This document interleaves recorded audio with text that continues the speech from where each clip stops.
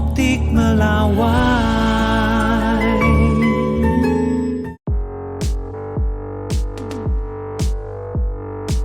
Tinggal sekitar 3 pekan sebelum sejumlah surat tanah lama resmi tidak lagi diakui secara hukum.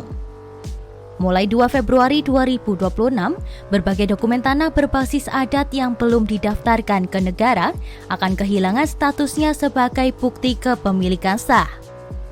Ketentuan ini mengacu pada Peraturan Pemerintah Nomor 18 Tahun 2021 tentang hak pengelolaan hak atas tanah, satuan rumah susun, dan pendaftaran tanah. Dalam aturan tersebut, ditegaskan bahwa seluruh dokumen tanah adat milik perorangan wajib didaftarkan paling lambat 5 tahun sejak peraturan berlaku pada 2 Februari 2021. Artinya, jika hingga tenggat tersebut surat tanah belum didaftarkan, maka dokumen itu tidak lagi diakui sebagai bukti kepemilikan secara hukum. Kementerian Agraria dan Tata Ruang Badan Pertahanan Nasional menegaskan, surat tanah adat selain sertifikat hanya berfungsi sebagai petunjuk lokasi saat pendaftaran, bukan sebagai alas hak kepemilikan. Kepala Subbagian Pemberitaan dan Publikasi Kementerian ATR BPN Ari Satya Dwi Praja menyatakan bahwa dokumen-dokumen lama tersebut bukan bukti kepemilikan resmi. Menurutnya, keberadaan surat adat hanya membantu proses identifikasi tanah saat didaftarkan, bukan sebagai dasar hukum.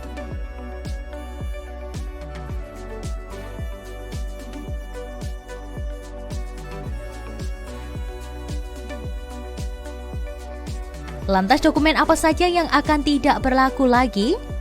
Dokumen tanah yang tidak lagi berlaku mulai 2 Februari 2026 mencakup letter C, petok D, landrente, kiri, kekitir, pipil, verponding, erfpak, obstal, dan kebruik. Dokumen-dokumen ini pada dasarnya merupakan catatan administrasi desa atau pajak tanah pada masa lalu, bukan bukti hak kepemilikan menurut hukum pertahanan modern.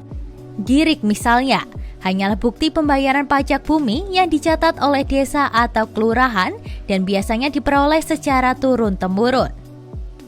Petok D juga berfungsi sebagai buku pajak tanah sebelum sistem pertanahan nasional diterapkan. Namun sejak Undang-Undang Pokok Agraria 1960 berlaku, dokumen ini tidak lagi diakui sebagai bukti kepemilikan. Sementara itu, letter C hanya mencatat riwayat penguasaan atau penggarapan tanah di tingkat desa. Nama yang tercantum di dalamnya bukan pemilik sah secara hukum, melainkan penggarap atau penguasa fisik tanah pada masa tertentu. Pemerintah pun mengimbau masyarakat segera menguruskan versi surat tanah adat menjadi sertifikat hak milik atau SHM. Proses pendaftaran menurut ATR BPN kini semakin mudah dan dapat diakses melalui kantor pertanahan, termasuk lewat program pendaftaran tanah sistematis lengkap atau PTSL. Direktur Jenderal Penetapan Hak dan Pendaftaran Tanah Asnaidi menegaskan tanah dengan surat kirik atau dokumen adat tidak serta-merta diambil alih negara, meski belum disertifikatkan hingga 2026.